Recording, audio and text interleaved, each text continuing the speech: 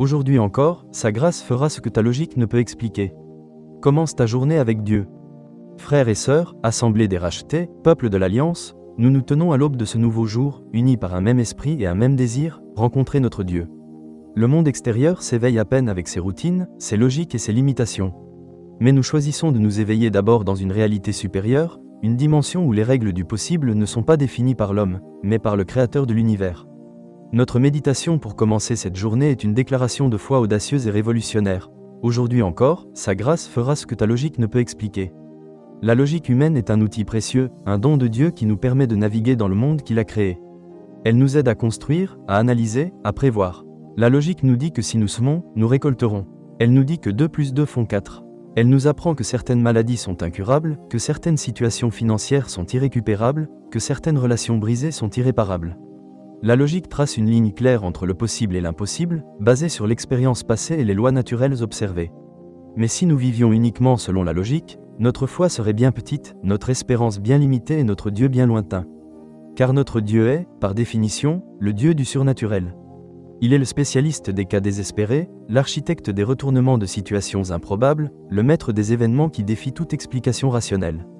L'histoire de notre foi est une succession de moments où la grâce de Dieu a fait voler en éclats la logique humaine. La logique disait que la mer ne pouvait pas se fendre en deux.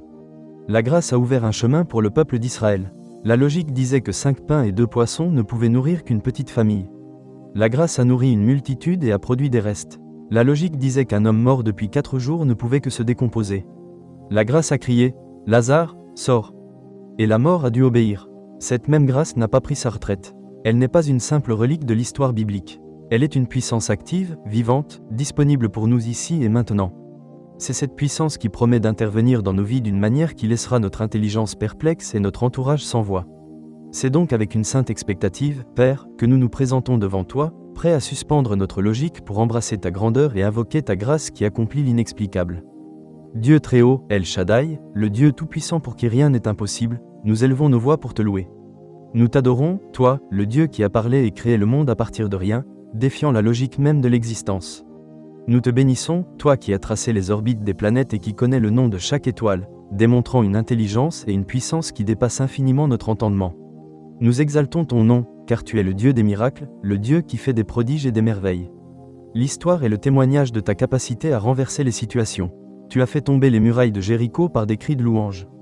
Tu as donné un enfant à une femme stérile et âgée. Tu as fait pleuvoir du pain du ciel. Tu as guéri les lépreux, rendu la vue aux aveugles et fait marcher les paralytiques.